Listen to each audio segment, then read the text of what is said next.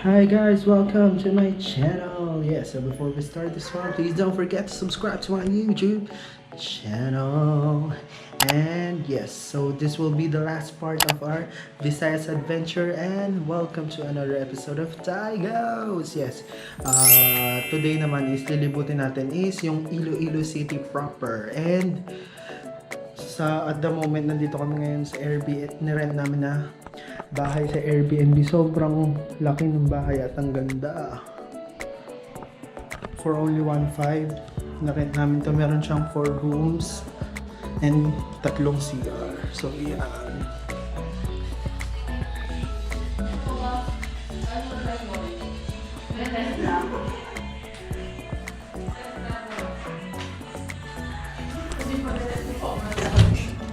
So yan.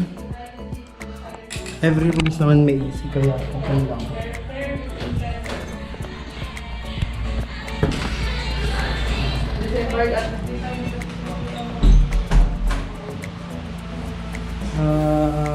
Last day. Back to reality. Ito pa yung may-ari ng bahay. Si Madam. Madam Madam Dami. Dami. Bakit? Ako kasi So, alis na kami in a while and back to reality na! Siya lang ang back to reality. Sino may meeting agad ng Thursday? Ikaw! Ako wala. Na-rent namin sa Airbnb for 1 day for only 1.5 and nag-aalis na pala kami. Ito na si Madam. Uy! May patanline. Si Madam mo may patanline. Pakita mo naman sa mga ano niya. Wait lang! Kinders. Patanline.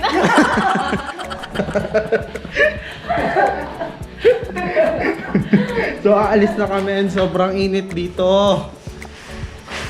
So see you sa kainan. Ay! So our first church here. Ang gagawin pala namin is church hopping kasi titignan namin yung mga churches nila. Ito ang unang church, ang Tigbawan babasa dyan niya.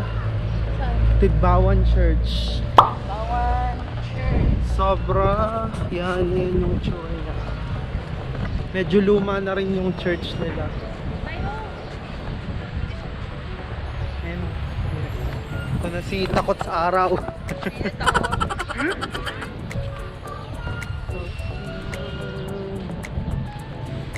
Tigbawan Church. Hindi ko na i-film yung loob kasi nga church siya. Let's respect yung ano niya. Hanggang labas lang yung video natin. Hindi ko na-videoan yung labas. Tama ba yun? Labas? Hindi mo bibigyan? Ay, baka yung loob. So yan ang first church natin. So our second church is from the town of Gimbal. Kagimbal sa ganda. Maganda rin plaza nila, no? Yes. Tsaka yung may ang tawag doon? Ano nila? Hindi, yung parang munisipyo nila. Ayan, yung church. Ang ganda.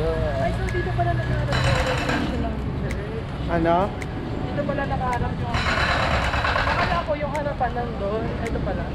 Ito nga. Yung Gimbal Church.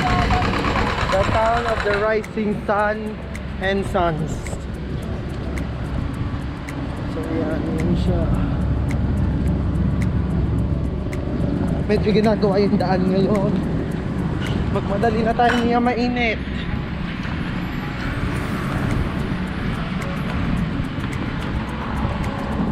So ito ang church nila.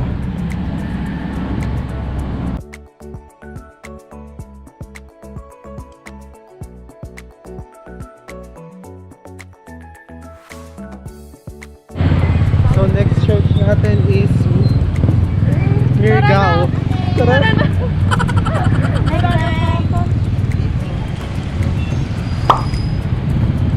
Ang Mirgao tuloy Miag-aw.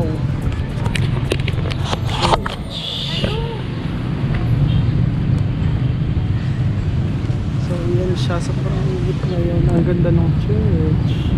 Every details. Ang ganda ng details na yun, no?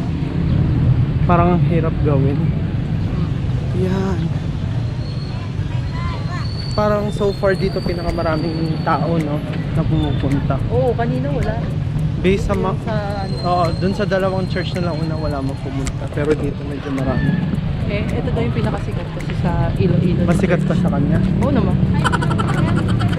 Sikat sa tatay. Pasok na kami. So dito tayo sa Molo Mansion. Hindi siya simbahan guys, pero pinuntahan na rin namin. Hindi ko alam kung ano to. Mia, parang ito ba yung ano nila? House tour sa bahay ko. Bahay po ni Lorraine. Oy, party guys. Bahay na naman ni Lorraine. Ito lang bahay niya. Bahay mo, Mia. Picture ko na kami. So just across the Molo Mansion is their church. The Molo Church. Pinangalanan na natin na Molo Church kasi nandito siya sa Molo. Totoo ba? Oo So yan siya. Like a castle on the hill. Molo Church. Molo Church. Hi! Ayun o, ito yung mansion. Then Molo. So guys, ito na yung balikbayan kong friend. Ang dami kong balikbayan friends. Ikaw din naman. So, papunta kami ngayon sa kainan ng Lapas Bachoy para kumain ng Ilo-ilo's famous Lapas Lapas Bachoy. Bachoy. Parang kulang yung punta mo sa Ilo-ilo pag di ka nakakain nun. Though di ako mahilig sa ganun eh. Makikiin lang tayo. Di ba parang mami lang yun? Ayun. Ay! Ito kasi alam pag So, tikman natin siya. paano yung mga laman-laman. Tikman natin. So, ito na siya.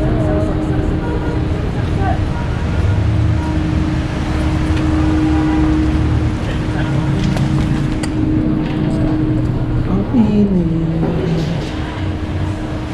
So, finally, it's kainan time, our favorite time, always. So, yun yung mga Instagram friends again. Spotted. So, for our lunch, we have this Lapas Bachoy. Yung sa amin ni Mia, walang laman loob and atay for 100 pesos. And meron naman may laman, may laman loob and atay for 120 ba? 110 pesos. Kasi di kami kumakain ni Mia ng atay na laman loob. Kaya, ito kami sa wala. Nasaan ba tayo, Pai? Ha? Nasaan tayo? Nasaan ba? Nasa Ilo-ilo kami. So it's taste test time. Saan? This ang huli. Molo kasi. Ano? It's taste test time. Actually, sabi ko nga kanina hindi ako mahilig sa ganito pero let's give it a try. Alam mo talaga siya naglalaki kahit pa paano. Kung may choice, hindi na ako naglalaki ng lapas. Okay, caramelized time. Ano din sa order? Wow. Caramelized. So, tigman natin ang sabaw.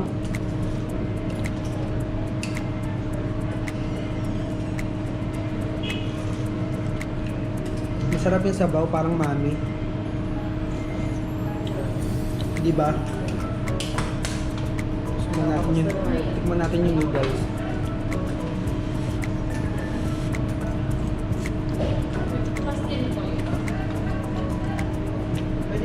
Yung noodles naman parang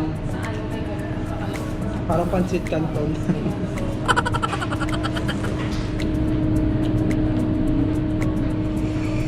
Parang ikaw makakain ng ganyan. Parang pancit canton nga eh.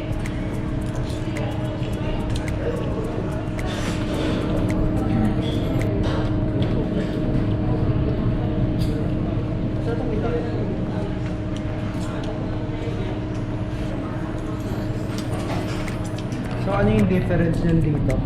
Malaman doon. Ayun lang. Ay, na tayo. Pero ano masasabi mo sa lasa? Same lang, isa lang sabaw niyan eh. Kung ano sinabi ko, yun lang. Oo. Ikaw din? Na? Oo. Ikaw? Wala kasi si Jordan eh, Wait kaya lang. ikaw yung next to Jordan eh. How about me? I'm next to Fourth? Jordan. Fourth? Ikaw last? Actually, masarap siya kasi hindi ako mahilig sa batchoy. Pero medyo okay yung lasa nito. Malasa yung sabaw kahit wala pa akong ina-add na pati Alam mo yun? toyo. Tapos ito sobrang okay sa akin dahil wala siyang laman loob or atay. May ganong option kasi hindi ako makain. Mahirap if meron na talaga tapos kailangan mo pang piliin. Ay! Okay? Sino ba yan? Si... So, for only, pero yung mga gusto kumain ng atay and laman loob, for only 10 pesos na i-add nyo, yun yung upgrade nyo. extra soup. Ano ba yun? Super extra, super special. Extra na super pa. Isang pa. Bili na. So, try natin. Try natin with toyo. Egg. Teka, ba't ganito? Same lang ba to sa batchoy na ulam? Grabe, hindi. Ay, hindi ba? Pagalitan mo. Oh, magkamali talaga. Dito po talaga bawal magkamali. So, try natin with konting toyo as recommended by yung taong nagtatid sa atin. Nilagay mo? Kuya Rico. Medyo mainit po. Ako't papasok. Takot masaktan. Si Kuya Mansa, si Kuhor, si Kuya Excel sa Gigantes, si Kuya Masarap. Ricky sa Masarap po siya, mga kaibigan. Try natin. Try natin. Tansya. Unti-unti lang po, wag biglain. Wow. So, try natin pag may toyo. Medyo natatakot ang kainin. Masarap nga, masarap. Diba? So, kahit sobrang summer, sobrang init po, kita yung mga pawis namin. paglabas. Nandito kami sa isang indoor place na may aircon and fan. Good luck po Pawis pa rin. paglabas. Nagganito pa rin kami batchoy for Ilo-ilo. Kasi nga kulang yung punta mo sa Ilo-ilo pag di kumain ako. Ano ba? Actually, may nire-recommend pa silang isang place, yung Tatoys. Native manok daw yung makakain doon. Kaso kulang kami Hindi ko sa talaga time. alam dahil hindi ako Kaya, naglalabas sa aircon. labas batchoy na lang kami. Pero parang sulit naman. Kaya dito na kami sa airport. Waiting sa aming flight. Delayed daw ng 45 minutes. Siguro kakain na kami ng dinner. Then, di para na. So yan sila getting ready sa flight nila. Sugat girl. Sabi ko sugat. Meron pa sa paa. Sugat festival.